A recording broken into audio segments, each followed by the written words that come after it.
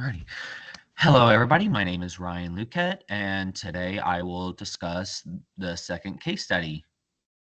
So, first off, I will start off by stating the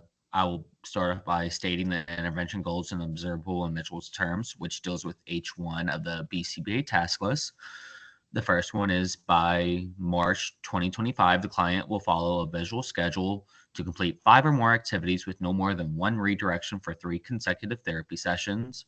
The second goal is by March 2025, the client will appropriately request for self-advocacy, such as saying, I want something different, I need more time, etc., for 75% of opportunities across 3 consecutive therapy sessions. As you can see, the behaviors are clearly observable and easily measurable. The next part we will be discussing is identify potential interventions based on assessment results and best available scientific evidence, which deals with H2 of the task list. And for this one, I found 3 articles by Knight and Associates, Thomas and Krupala, and Zuriperillo and Associates. And these 3 found that visual schedules were useful in increasing on-task behavior and decreasing challenging behaviors for individuals of all ages across different diagnoses. And what I mean by that, I mean that people who are not only diagnosed with autism, like people diagnosed with ADHD, Down syndrome, and all that, they just found that this intervention was really helpful. And for my second goal, Grieger and Zangrillo both found that functional communication training was an effective intervention in decreasing escape maintain challenging behaviors because, like I said, for in my first case study, the challenging behavior attentions was maintained by escape from a task.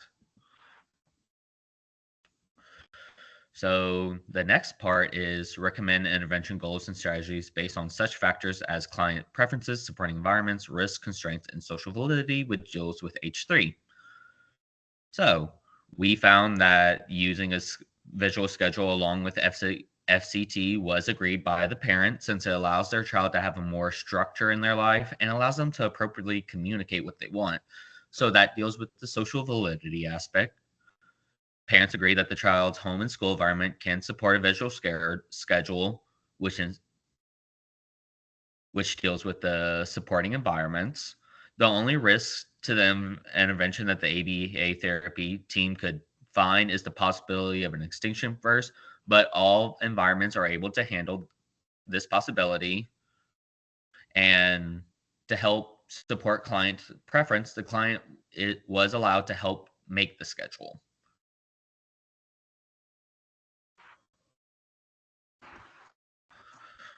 All right, next one is when a target behavior is to be decreased, select an acceptable alternative behavior to be established or increased, which is H4. Since we are looking to decrease tantrum behavior, we are looking for, since the target behavior is tantrum maintained by escape, the ABA therapy team and parents agreed that using SCT to teach self-advocacy while also following a visual schedule were appropriate alternative behaviors since the client will be able to learn appropriate ways to communicate that they do not want to do something. And this basically helps meet the function of the tantrums, since using FCT to tell us that he's all done or doesn't want to do something tends to be more appropriate than just tantruming. The next, we will be talking about plan for possible unwanted effects when using reinforcement, extinction, and punishment procedures. Since we will be putting the client's tantrums on extinction, we will be expecting extinction bursts in which we will see an increase in frequency and magnitude in tantrums. However, through differential reinforcement, we will be reinforcing anytime the client uses functional communication to escape a task, and we will also be providing reinforcement whenever the client follows the visual schedule. So the best way that we are dealing with the unwanted effects of extinction is through differential reinforcement by reinforcing those more appropriate behaviors of using FCT and being on task with the schedule, while also ignoring the behavior of tantrums.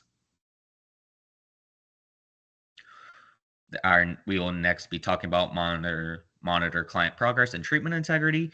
We will be tracking frequency data on the client's tantrum behavior and percent of opportunity data on FCT behavior and on task behavior with a visual schedule.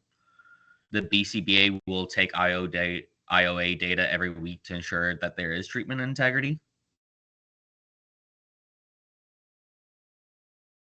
The next will be determining when consent and assent should be gained with a client, which deals with E2 of the BCBA task list.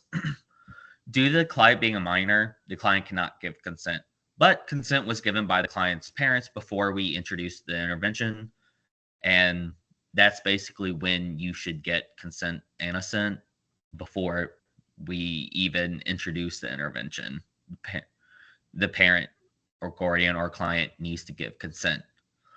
Assent by the client should also be given before we introduce the intervention, but is not legally needed in the state of Virginia. So it should be given, but it's not legally required for us to do it as of right now in Virginia. Lastly, we'll be discussing determine how to apply cultural sensitive interventions to your future practice as a behavior analyst, which deals with E7 of the BCBA task list. To apply culturally sensitive interventions to my future practice as a behavior analyst, I will sit down with the clients and guardians and discuss what they want from therapy. With the information I've gained from these talks, I will research appropriate interventions and discuss them with the client and guardians to see if they approve or disapprove of these interventions. And another important thing to do when trying to be culturally sensitive is not to judge the parents, because you don't really know what their culture could be. So it's important to be aware of your own cultural biases and try to practice cultural relativism. And by doing this, you are showing that you do support the family and that you are being sensitive to their cultural needs. Here's my references. Thank you all so much for watching this, and I hope you all have a great day.